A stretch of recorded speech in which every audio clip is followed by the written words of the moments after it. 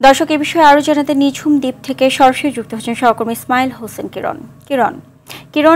পর্যটকদের নিরাপত্তা সেখানে কেমন দেখছেন এবং পর্যটকরা কি বলছে?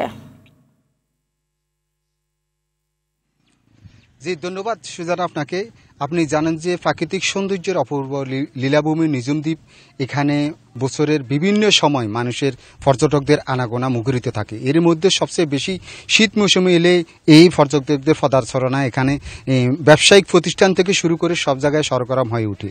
আমি গতকালকে থেকে এই নিঝুম দ্বীপে অবস্থান করছি। আমি গতকালকে দেখেছি এখানে যে পরিমাণ হোটেল মোটেল এবং জোন রয়েছে, থাকার ব্যবস্থা রয়েছে, তার চেয়ে দ্বিগুণ পর্যটকের উপস্থিতি এখানে দেখা গেছে। তাতে করে অনেকে খোলা আকাশের নিচে তাঁবু করে এখানে থাকতে দেখা গেছে। অনেকে বিভিন্ন বাড়িতে গিয়ে তাদের কক্ষ ব্যবহার করতে দেখা গেছে। স্থানীয়রা এসব পর্যটকদেরকে তাদের বসত বাড়ি ছেড়ে দিয়ে তাদেরকে থাকার ব্যবস্থা করে দিচ্ছেন। এটি একটি বিরল ঘটনা নিঝুম দ্বীপের জন্য, গতকালকের জন্য।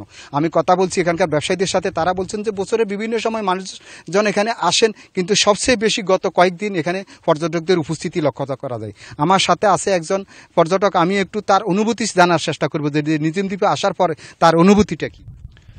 আসলে এখানে আসার পর অনেক ভালো লেগেছে। প্রাকৃতিক মনোরম পরিবেশ এবং অতিথি পাখি সহকারে প্রাকৃতিক দৃশ্যের সাথে হরিণ এবং বনের প্রাকৃতিক দৃশ্যগুলো আমাদেরকে খুবই আকৃষ্ট করেছে।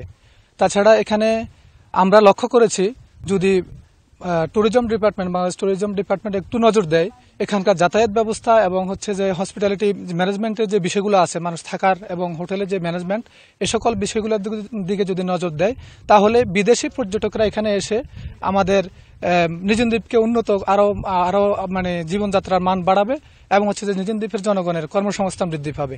এজন্য আমরা ট্যুরিজম ডিপার্টমেন্টকে বিশেষ নজর দেওয়ার জন্য আহ্বান জানাচ্ছি। জি, ধন্যবাদ আপনাকে। আপনি জানেন যে সুজনা, নিঝুম দ্বীপ জাতীয় উদ্যান ঘোষণা করা হয়েছে, কিন্তু জাতীয় উদ্যান ঘোষণা করার পর থেকে এখানে সরকারিভাবে তেমন একটা অবকাঠামো তৈরি হয়নি। এখানে পর্যটন সম্ভাবনার কাজে লাগানোর জন্য যে ব্যবস্থাপনাগুলো, যে সেক্টরগুলো উন্নত হওয়া দরকার ছিল, তা এখানে উন্নত হয়নি। এ ছিল হাতিয়া থেকে আমার কাছে নিঝুম দ্বীপের পর্যটন সম্ভাবনার এবং ট্যুরিজমের সর্বশেষ। সুজনা, ধন্যবাদ আপনাকে।